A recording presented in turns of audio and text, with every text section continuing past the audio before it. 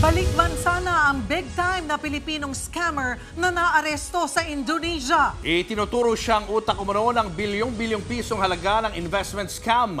Marami ang nabudol dahil gumagamit siya ng mga sikat na personalidad. Ang masaklap, ang ilang biktima ng scam na yan, nagkasakit sa kakaisip at meron pang namatay. Nasa frontline ng balitang yan si Brian Castillo.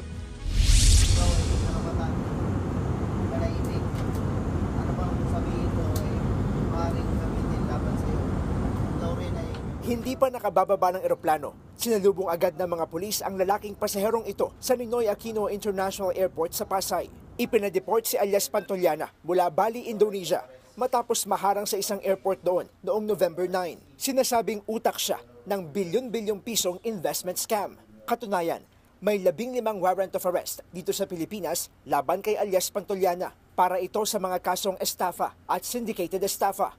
They have several covers sa kanilang mga operations. They were able to convince people to invest their hard-earned money in various businesses na sabi high yields, high returns. Sa grupo pa lang ng biktimang si Aida, hindi niya tunay na pangalan. Umabot daw sa mahigit 300 milyong piso ang natangay sa kanila ni Pantollana, isa sa mga modus ng sospek.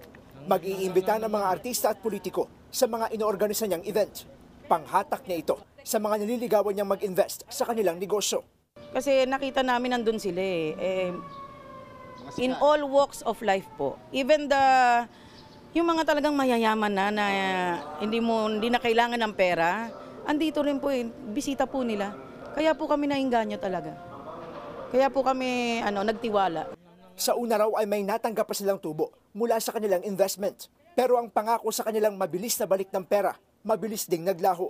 May mga initial payments, paikutin ka ng isa. Tapos bigla na lang, syempre, dahil kumita nga, yung mismong initial payment, ibabalik mo as additional investment. At the end of the day, wala talaga, ubus talaga.